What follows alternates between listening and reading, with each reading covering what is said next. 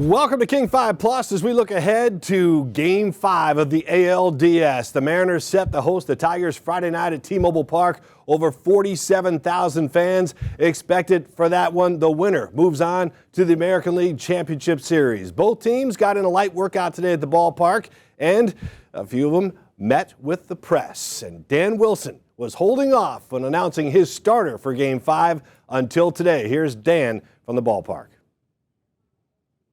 Dan, what's the thinking on George over Louis, being that both of them are on normal rest? Yeah, I mean, I think, certainly, I think in terms of the rest, George a little bit more. They both threw very, very well against Detroit. George certainly threw the ball extremely well. Was kind of by design, and this is kind of the way we had hoped it would work out. And so this is the way it went. Daniel? This wouldn't be George's first elimination start either. He did start Game 3 here back in 22. How much can that experience help him going into tomorrow? Yeah, no doubt. This is. I think these kinds of games are tremendous. I mean, this is what a lot of us as kids did in the backyard. This is what we imagined, and these kinds of games are exciting on a lot of levels. And having been through it, like you mentioned, for George, and being in this situation before certainly helps you. Kind of tame the emotion and tame it in the right direction and have it work to your advantage. And, again, I think what we saw in Game 1 of the series was outstanding, George. And again, that's what we're looking for tomorrow. Go to Shannon on the right. Dan, you played in a number of elimination games as a player. How have you leaned on that or leaned into that and what you're sharing right now? Yeah, I mean, these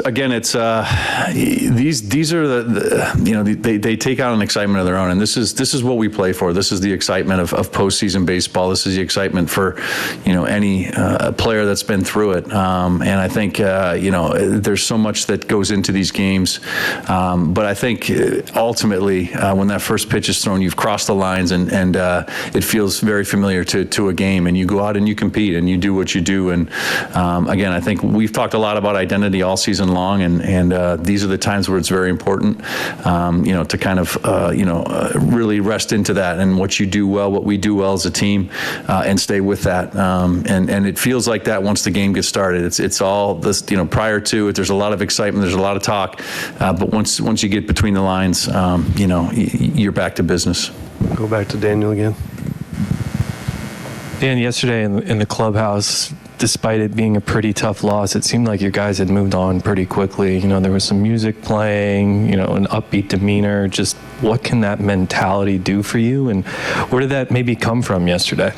I mean, I think this is, a group that has, like we've talked about so often this season, has come back well and understands what they need. Yesterday, obviously a tough ball game for us, but, everything's still in front of us, and we have control, and it felt good that the guys were staying positive, because that's where we need to be. I think they understand what they need. They understand what's at stake here. They understand the moment very well. And one of the things they have done all season long, especially toward the later part of the year, is play loose and staying loose and being in that state of mind has worked very, very well for this group. And that's why they're trying to stay right there. On the left, Taryn. On that same note, today really seemed like just a normal workout for you guys. What we would see in the regular season, no one seemed down their spirits, just business as usual. How rare is it you've talked so much about this team being able to just bounce back and keep even keeled, but how hard is that to actually continue to apply in the playoffs, or how rare is that considering the stakes are higher, the situations, more stressful, things like that? Yeah, I mean, I think everybody understands, what's at stake, and when you think about our stretch run towards the end of the year, you're playing in a lot of games that mean a lot, and in some ways you're comfortable there, and I think that's where these guys are. They know tomorrow means a lot, just like a lot of the games in September did, and so they've been through it. They've pushed. They know what needs to happen, and so again, and keeping that sort of loose state of mind. But they're relaxed, but they're focused, and I think that's the difference. And these guys know how to focus. They know, staying in the moment is a big thing that they've talked about all season long. And certainly tomorrow night is one of those moments, and those guys will be ready for those moments, and they'll be loose and ready to play.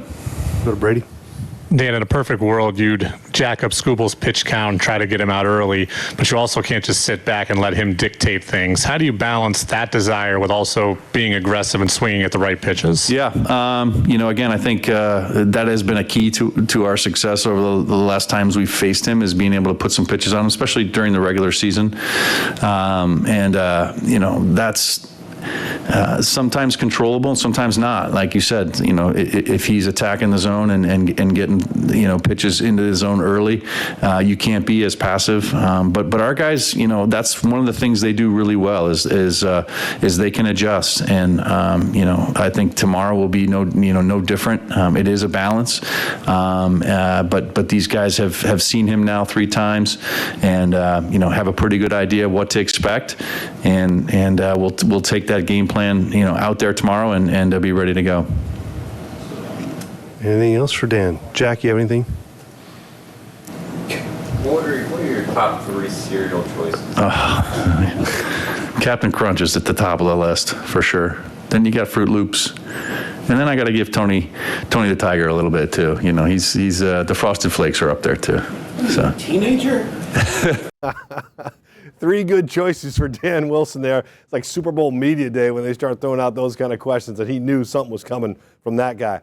So he announces that George Kirby's going to get the start for Game 5 for the Mariners. It'll be his second career postseason elimination start for Kirby. His last one was back in 2022, Game 3 of the ALDS, right across the street at T-Mobile Park against the Astros. He threw 7 scoreless innings in that one. And Dan saying that he went with George Kirby over Luis Castillo because Kirby had an extra day's rest. So that was basically the tipping point and allowing him to make that decision. Kirby has had 3 playoff appearances, and his ERA in those 3 playoff appearances combined averaging 1.38. So he's tough. 14 strikeouts in 13 innings of work in George Kirby's postseason work. So we're going to hear from Tarik Skubal in just a few, but here's George Kirby going into the game. George, this isn't your first elimination start. You started Game 3 back in 22. How much can you lean on that experience and kind of channel that as you go into tomorrow? Yeah, I think it definitely helps to get a little experience under my belt a couple of years ago. Kind of helps with how you deal with all the nerves and all that kind of stuff that goes into the game. Yeah, I'm really excited once again to take the ball and just going to go out there and give them all. So, yeah. Taryn on the left. George, you started this series. You're going to have a chance. You're going to close it out. You guys have seen this team so many times at this point. You have the game plan, but what was kind of a big takeaway from pitching in this environment at home to begin the series against this team? For one, the atmosphere is awesome. I'm hoping, I know that'll be the same, tomorrow. Nothing changes. Like I said the last time, this time of the year, all pitching with your best stuff. You're all, everything kind of just leads up to this moment. You got all your best stuff going out there and attacking. And I think everyone's going to do that. And, just try and put up as many zeros as possible. And, we just play our game and keep doing that. And, I think we should be in a good spot. Go to Kate. You took the mound in this elimination game back in 2022. Looking back at that George Kirby, what is a piece of advice that you would give him, that something you know now that you didn't know then?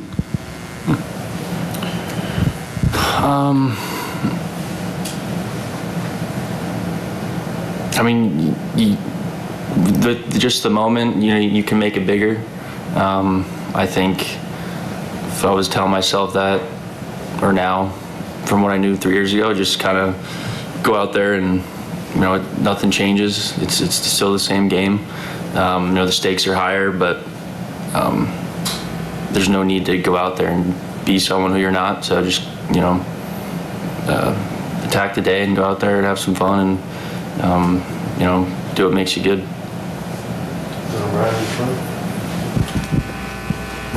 George, you mentioned that you guys know each other now. Does it just come down to execution, or do you change up anything, or are you just like, no, if I execute better, then I'll be fine? Yeah, I mean, you can always, switch up game plan, whatnot, but I think it really just comes down to, having some conviction in your pitches and, executing. More times than not, when me or anyone else executes, you get the guy out. So it's just staying locked in on every pitch, being committed, having some conviction on every pitch, and, kind of just leave it all out there. And then if you do that, it's easier to, not have any regrets or kind of go back and think about what you should have done. But, just go out there and, be convicted. Go to Brady. George, knowing that you have a pretty much full bullpen behind you and it's all hands on deck, does that give you any more freedom maybe to empty the tank earlier or show some things earlier? Does it not really change anything for you? No, that doesn't change anything for me.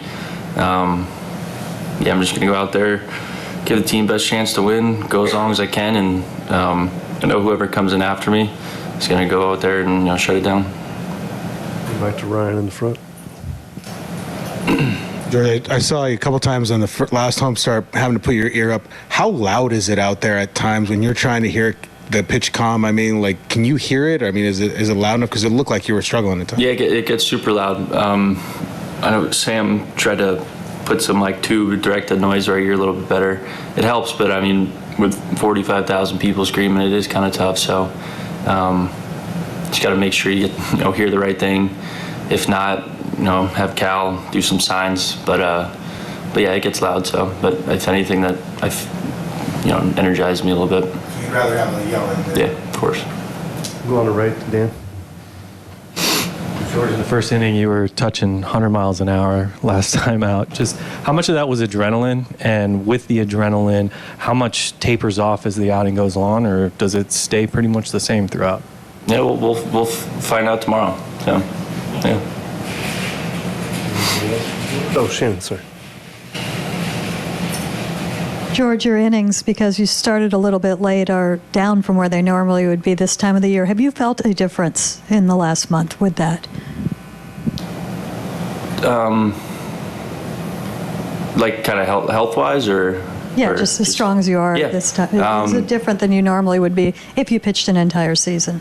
Yeah, I'd say so. I mean, there hasn't been as many ups and downs, kind of with the full season. But yeah, myself and everyone else, I think we're all feeling really good at this moment. Yeah, I mean, yeah, I feel great for tomorrow, so yeah.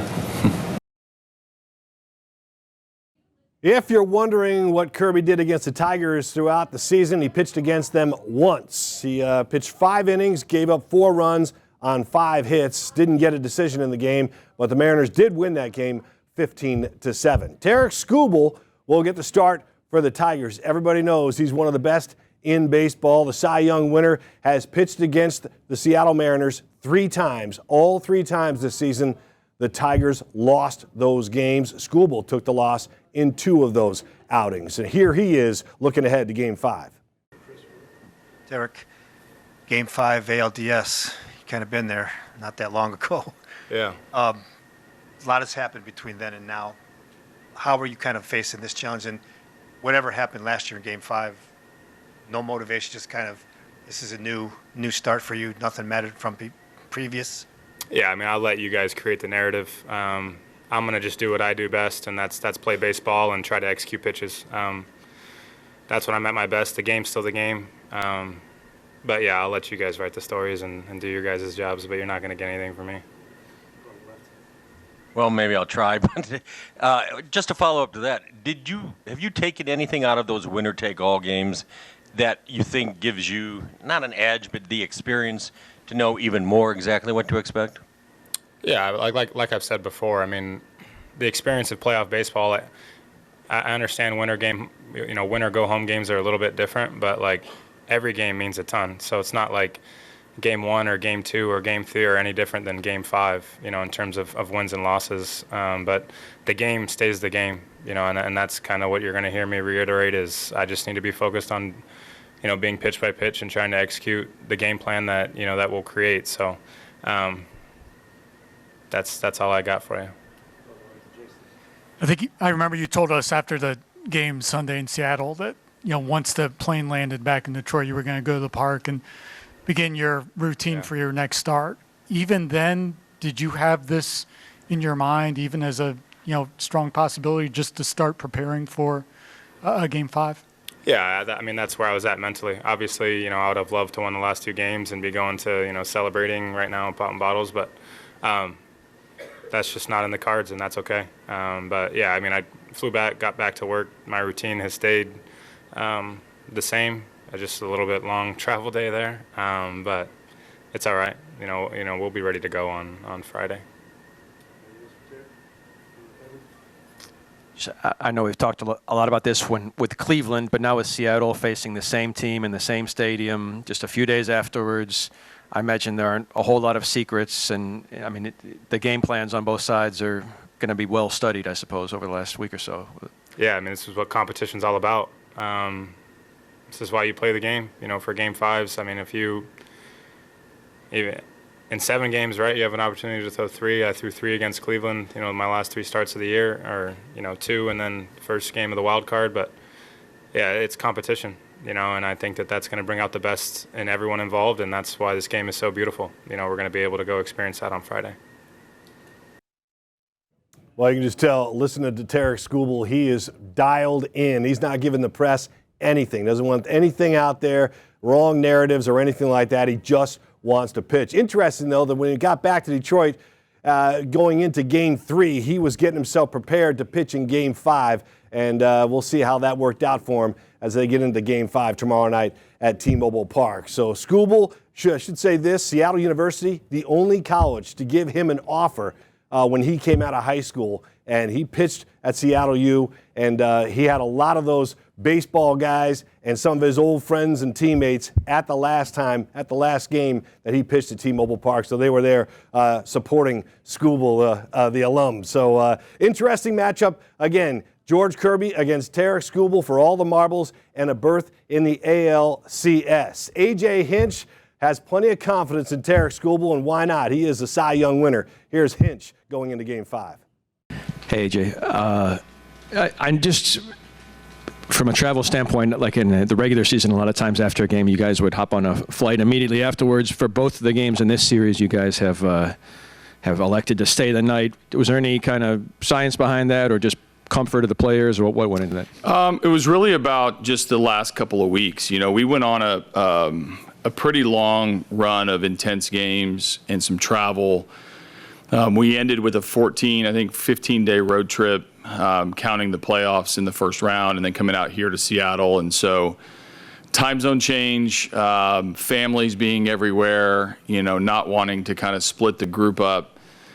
We chose to do some work at home today and then get on the plane and get out here rather than fly through the night. So not a ton of science necessarily. I mean, I think I feel better, you know, and now we're coaches and we're old, but the players can adapt to whatever. But it's just the accumulation of what goes on in these series where if we were a closer place, we may change our plans. But the 3-hour time change and the 4.5-hour flight, hard to make up that time. Going left, second row. AJ, you've been at a couple of these winner-take-all games now the last couple of years. I know anything can happen in baseball, but, I mean, does it give you a comfort level? I mean, does it help to have been in these situations for the players and for you guys? I think it's, experience always helps because you can reflect back on the things you've done well, maybe some things that you wish you hadn't done or the nerves that come with it. But I actually think it's good to be nervous. It's good to be, excited. And I guess there's a small consolation prize of knowing the stress that's coming, but sometimes it's nice to be naive and not know and just kind of, not be able to breathe during the moment and have to deal with it in real time. So I don't know that it helps you win as much as it helps you keep things in perspective, that the 27 outs are going to be played. The the game is going to come, and there's going to be a lot of peaks and a few valleys for both teams and things like that are going to happen. But everybody on both sides is going to leave it on the field, and that whether you've played in these or not, every single player, coach, manager knows what's at stake and what tomorrow night can bring, both positively and the downside. And then lastly, I was just curious if you saw the interaction between Naylor on second yesterday and Mize on the mound and what you made of that. I didn't see the interaction. Did they talk? Just the motioning? Yeah, that is pretty standard nowadays. I know there's been a lot of debates about what's real, what's not real, the gamesmanship that comes with the motions and things like that. Different teams are doing more outlandish things as they get, and the paranoia is real too. So I think, no, I don't have much take on it other than we don't pay a ton of attention to it because it's a distraction either way, whether it's something that you're doing, then obviously got to clean up your tipping. If it's not, then it's wasteful energy to worry about it. Go back to Evan. Just wondering, have you been operating under the assumption that George Kirby is going to go tomorrow, or just given the nature of a Game 5 where it could be anybody and everybody? Yeah, we're operating more that it's going to be, all hands on deck for both sides. I think we're waiting to get the announcement and see, who's going to be first for them. And that guy, I've been in these games where, that guy's lasted 6, 7, 8 innings. I've been in games where that guy's pulled in the first. So there's no assumption past the first guy that they list on what their plan is going to be. But we'll find out at some point, hopefully tonight, that, who it's going to be. And we won't really be surprised, I don't think, given that we've played these guys for 4 games and we know they have a couple of options, or they could open, they could do a bullpen game, they can start Munoz, or who knows what they're going to do. But they'll let us know, and we'll set our order accordingly. Go to Ryan.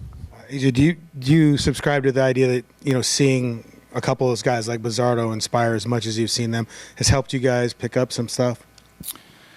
Sometimes I think it feels better, to see him and know, it doesn't make it easier to hit, really any of these guys. I mean, it's funny. I hear that a lot from people. The third time through is obviously is something that statistically, I think it's hard to deny. Everybody believes that. In a reliever standpoint, sometimes I guess it helps you a little bit to see where the breaking ball is or where the fastball has to start, maybe a unique delivery and things like that. But then you get in the box and it doesn't seem easier. It just seems more familiar. And more familiarity can also bring some negative things too. So sometimes it works. I think it makes you feel better to say it does when you're a reliever or when you're a hitter. But I don't know that you can pin it on one thing for every hitter and every pitcher.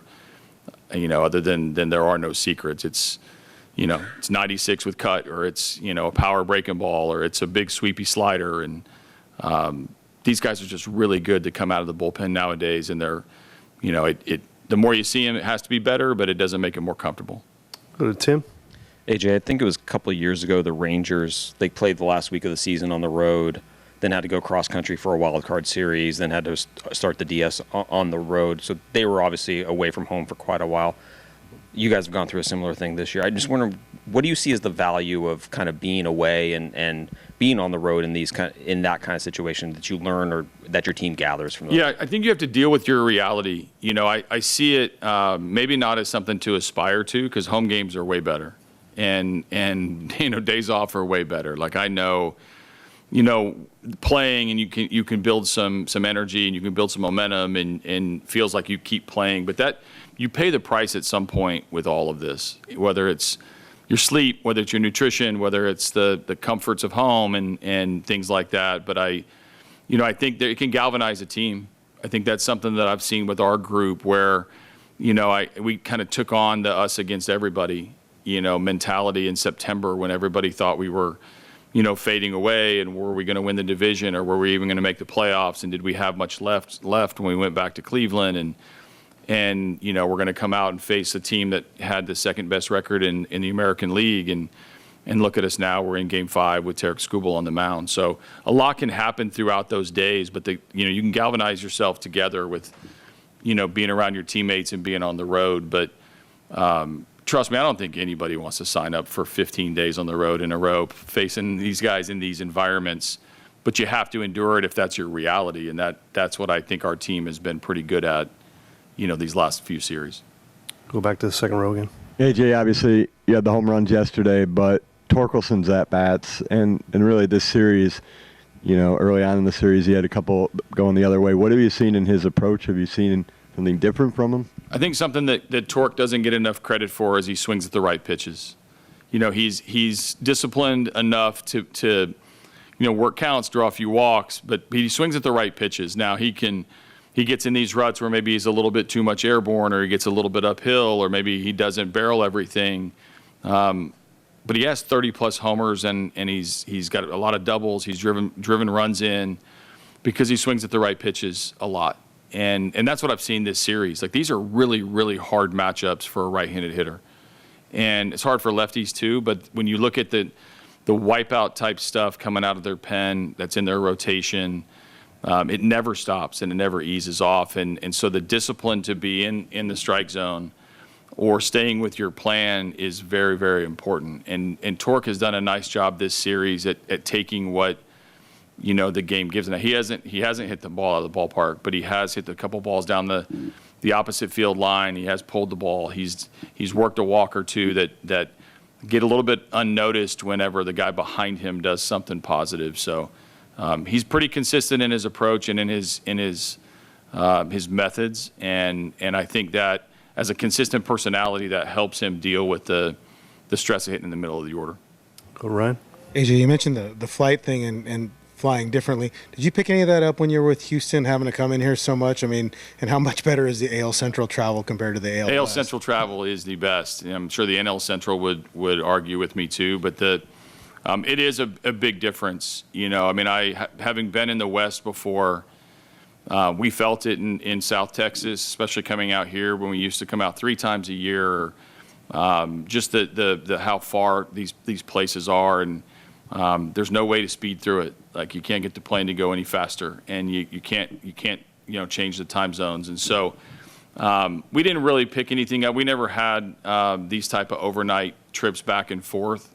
But I think I learned along the way that sleep matters, nutrition matters, the consistency in your work matters. And so we have the luxury to be able to work out at either place.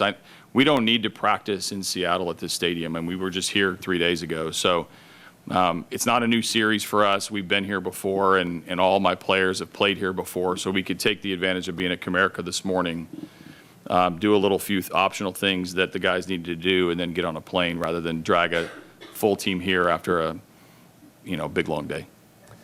Tigers manager A.J. Hinch sounding like a veteran manager for sure. This guy has plenty of playoff experience, and he's not getting too high or too low going into this Game 5 elimination game at T-Mobile Park. Hinch has managed in 57 playoff games, and his record is 32-25 in that stretch. And keep in mind, the Tigers, pretty good road team. They weren't very good at home. In fact, that game they won the other day was the first home win they'd had since September 6th. So Comerica Park in Detroit had not been kind to the Tigers down the stretch. But in the last 2 seasons, they've made the playoffs the last 2 years.